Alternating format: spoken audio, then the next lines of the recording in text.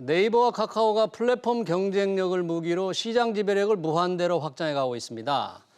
이들에 맞서서 열성팬과 독특한 콘텐츠를 내세워서 플랫폼 사업자로 변신하겠다는 야심찬 기업들이 있죠.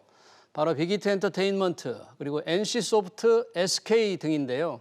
가히 플랫폼 대전쟁이 벌어진다고 할 수 있습니다.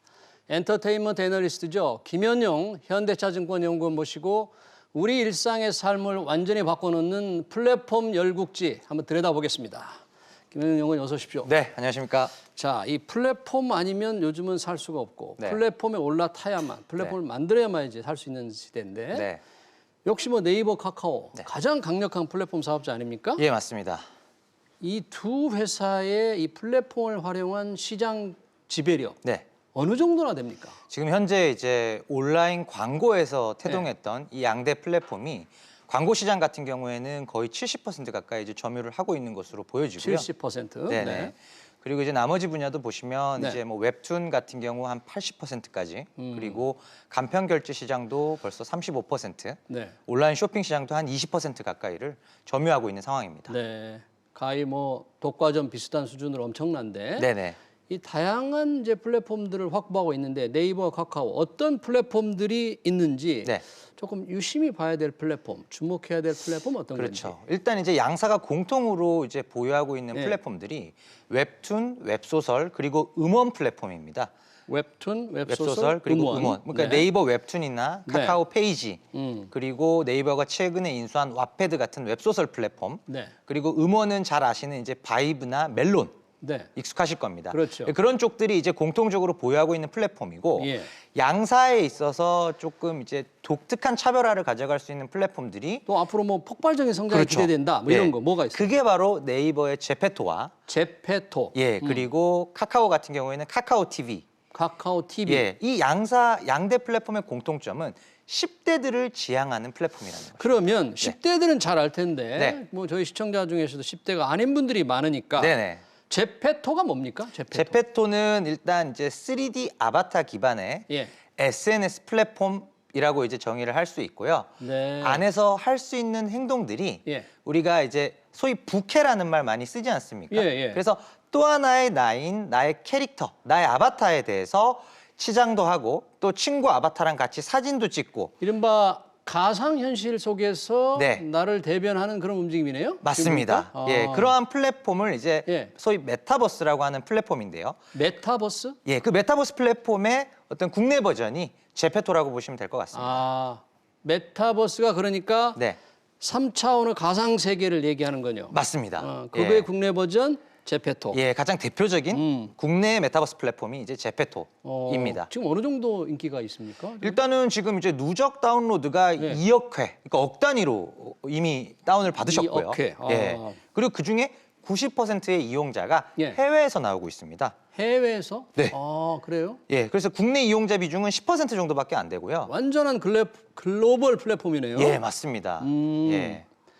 아까 말씀하신 그럼 카카오의 카카오 TV는 어떻습니까? 카카오 TV는 현재까지는 이제 국내 플랫폼이라고 예. 보시는 게 맞을 것 같고요. 이제 우리 OTT라고 하죠. 동영상 스트리밍 서비스 중에서 넷플릭스나 뭐 웨이브나 웨이브. 이런 이제 미리 만들어진 이제 긴 스케일의 컨텐츠들이 올라오는 OTT가 있고요. 예. 카카오 TV 같은 경우에는 미리 만들어진 컨텐츠지만 상대적으로 짧은 숏폼 컨텐츠라고 하는 짧은 컨텐츠에 특화된 OTT 플랫폼입니다. 그래요? 네. 이 카카오 TV도 그러면 지금 인기가 굉장히 올라갑니까? 그렇죠. 아무래도 이제 출시된 지 이제 한 6개월 정도 이제 지나가고 있는 상황이어서 예. 아직까지는 트래픽이 이제 쭉 계속 따라 올라오고 있는 상황이고요. 예. 일단 이제 카카오톡 안에 내재되어 있는 형태이다 보니 카카오톡의 국내에서의 시장 지배력이 어마무시하지 않겠습니까? 네. 그 부분을 따라서 이제 올라오고 있는 상황입니다. 그렇군요. 자, 이 네이버와 카카오의 플랫폼 이 강자들 정말 무서운데 네. 개석거라 하고 달려오는 게 아까 말씀하신 네. 빅히트 엔터테인먼트, 네. NC소프트, 네. SKT. 네, 자, SKT 죠. 하나씩 네. 빅히트부터 한번 어떻게 하려고 하는지 설명 우선은 들어볼까요? 이제 빅히트 같은 경우에는 이제 위버스라고 하는 플랫폼이 있고요. 위버스, 그렇죠? 그 위버스가 이제 K-팝 커뮤니티 플랫폼에서 태동을 했는데 거기서 우리가 아티스트들에 대한 이제 콘서트 티켓팅이나 네. 음반 음원 구매도 가능하고요. 또 팬 커뮤니티 활동 그리고 아티스트들이 올라와 있는 동영상 콘텐츠, 뭐 예능 같은 거 찍어서 올리기도 하고 판매도 예. 하지 않습니까? 네. 그런 모든 일련의 활동들이 하나의 플랫폼을 통해서 가능하도록 만들어진, 설계된 것이 바로 위버스입니다. 위버스. 네. 네. 그리고 아시는 것처럼 이제 위버스가 예. 네이버가 보유하고 있던 브이라이브랑 통합을 해서 예, 결정했고 연내에 예. 통합된 플랫폼이 나올 예정입니다. 연내에 예, 예. 상당히 기대가 되네요. 예, 그래서 완전 이제 플랫폼 기업으로 변모를 하고자 예. 하는 부분이고요. 그래서 빅히트가 네. 하이브로 이 브랜드를 완전히 바꾸는 맞습니다. 게 그동안에 우리가 엔터테인먼트 회사로 보지 마라. 네. 어마어마한 우리가 플랫폼 회사를 크기 위한 그런 대변신이다. 그런 겁니까? 정확하십니다. 하이브라는 게? 예, 엔터테인먼트라는 걸 아예 사명에서도 제거함으로써 플랫폼 기업으로서의 이미지 그리고 이미지뿐만 아니라 실질적으로도 이제 위버스에 대한 매출이나 이익 비중을 예. 높여가는 방향성으로 투자나 사업 전개가 될 것입니다. 그렇군요. 네. 그러면 빅히트가 하이브로 바뀌면서 그렇게 플랫폼 기업을 지향하고 NC소프트는 어떤 전략이에요? NC소프트는 아직 초기 단계입니다만 일단은 이제 유니버스라는 위버스의 대항마가 될 수 있는 플랫폼을 이제 론칭을 했고요. 역시 K-팝 플랫폼에 맞습니다. 예, 그래서 위버스가 기존의 빅 엔터 4사, 빅4 엔터사들이 그쪽에 좀 많이 편입이 된 상황이라면 이제 유니버스는 이제 CJ 계열 그리고 카카오 쪽에 있는 엔터테인먼트 회사들 있지 않습니까? 네. 거기에 소속되어 있는 아티스트들을 대거 합류시키면서 후발주자 치고는 상당히 강한 도전장을 지금 그래요? 내민 게 NC소프트의 유니버스입니다. 그러면 빅히트의 위버스, 네. NC의 유니버스의 유니버스. 네. 뭐라 그럴까? 장단점? 네.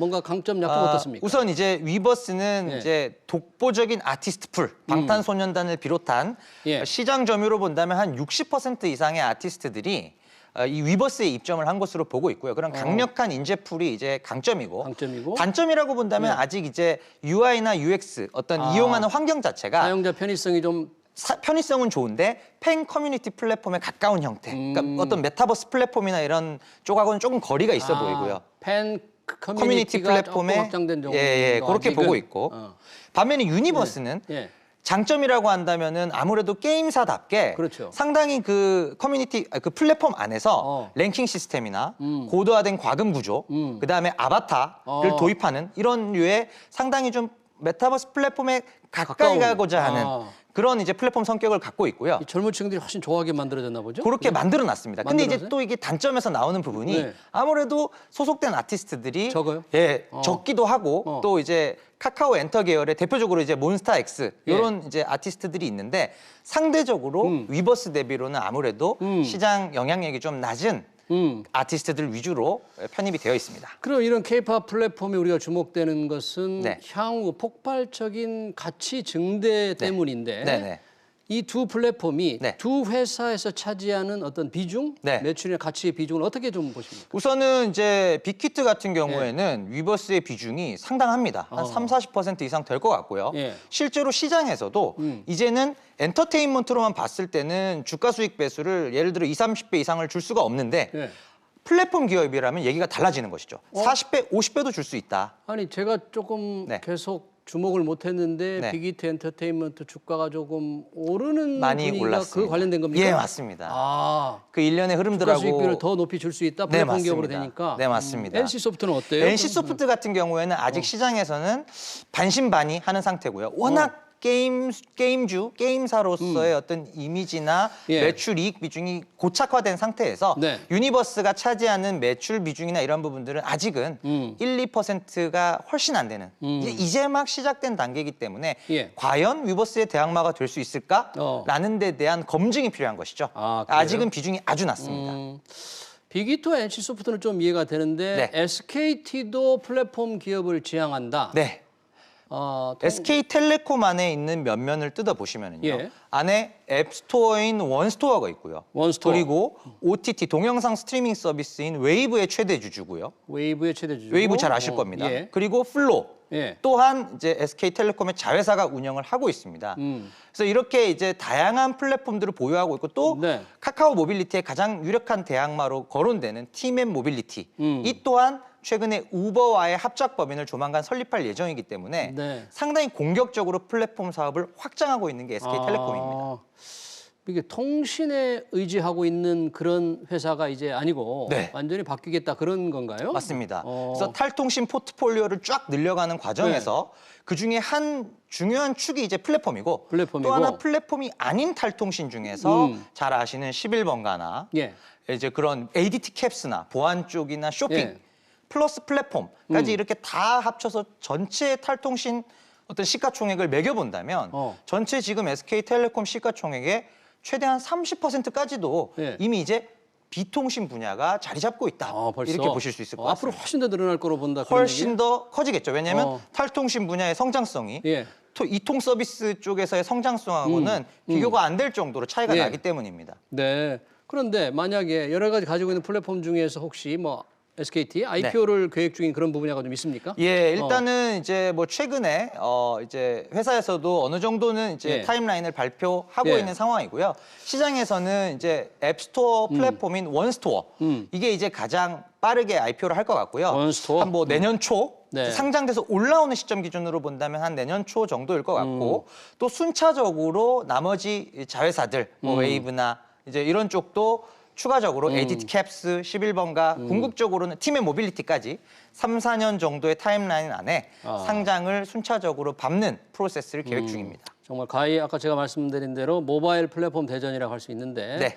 이런 플랫폼 기업을 키우거나 도전하는 기업들 중에서 네. 앞으로 가장 큰 변화가 기대되는 기업 좀 고르신다면? 그럼 일단 이제 향후 어떤 성장 전망을 봤을 때 네. 앞서 잠깐 언급드렸던 것처럼 이제 빅히트 같은 경우는 이미 시장에서 좀 인정을 받고 있고요. 이미 반영이 되어 있고. 반영이 되고 있고. 예, 그리고 NC소프트 같은 경우에는 변화가 기대되는데 예. 아직까지는 시장에서 조금 더 검증을 해줘야겠어. 긴가 민가? 예, 그런 그래요? 상태고요. 그리고 어떻게 보면 SK텔레콤이 상당히 다양한 플랫폼 기업들을 이미 프리 IPO 단계에서 투자를 거쳐서 IPO를 준비하는 수준까지 가 있습니다. 예, 이런 부분들이 뭐 최근에 AI 컴퍼니로의 어떤 과감한 도전장을 예. 표명하면서 이번 사실 주총에서도 그걸 밝힌 맞습니다. 것 같아요. 예, 그래서 중간지주사 전환까지도 4, 5월 중에 시장과 충분한 소통을 하겠다. 계획을 발표하겠다. 사실 그동안에 SKT 그룹 주가가 안 좋았거든요. 네네. 최근에 조금 괜찮은 것 같은데. 탈통신 쪽이 어떻게 보면 키라고 볼 수 있는 것이죠. 예. 그런 상태에서 이런 어떤 도전자들이 상당히 공격적으로 도전하고 있지만 아무래도 기존 절대 강자들 네이버와 카카오가 장기적으로 봤을 때도 유리하다라는 말씀을 드리고 싶어요. 네이버와 카카오가? 예. 왜 그러냐면은 네이버의 경우는 그게 중요할 것 같아요. 왜 그게 그런 가장 거예요? 중요하죠. 네이버의 경우에는 광고 쪽에서의 압도적 1위 포지션을 쇼핑, 금융에 걸쳐서 이제는 콘텐츠까지. 콘텐츠로. 그 콘텐츠의 대표 확장한다. 주자가 말씀드렸던 제페토, 제페토. 웹소설 와패드, 와패드. 또 웹툰이 하반기에 또 미국 쪽에 상장을 준비하고 있고요. 이런 류의 모멘텀들이 콘텐츠까지 전이되는 그림이고 네. 카카오 또한 네. 금융이나 모빌리티 플랫폼을 기반으로 하고 있고 또 콘텐츠 또한 굉장히 잘하고 있습니다. 그래서 카카오는 해외 진출 관점에서 본다면 네이버 대비 살짝 좀 타임라인상 좀 늦은 감은 있지만 기본적으로 국내에서 카카오톡이라는 압도적 플랫폼 우위를 베이스로 해서 20, 30대향 콘텐츠 그리고 또 40, 50대향 금융이나 모빌리티 쪽조차도 포괄적으로 가져가는 그림. 그래서 양사의 색깔이 조금 다르지만 기본적으로 이 두 회사가 앞으로도 플랫폼 쪽에서 다양한 산업 분야에서 또 어떤 그런 시장 지배력을 더 늘려갈 것이기 때문에 이 두 개 회사가 결국 아직까지는 어떤 최종 승리자에 가까운 것이 아니냐 이런 말씀을 드릴 수가 있겠습니다. 그러니까 이제 세계의 도전자 빅히트 엔터테인먼트, NC소프트, SKT가 따라오지만 두 공룡 네이버, 카카오가 계속 달려갈 것이다. 맞습니다. 그렇게 정리를 해주셨네요. 네. 네, 알겠습니다. 이 플랫폼 대전쟁에 관해서 김현용 현대차증권 연구원과 함께했습니다. 고맙습니다. 네, 감사합니다. 네.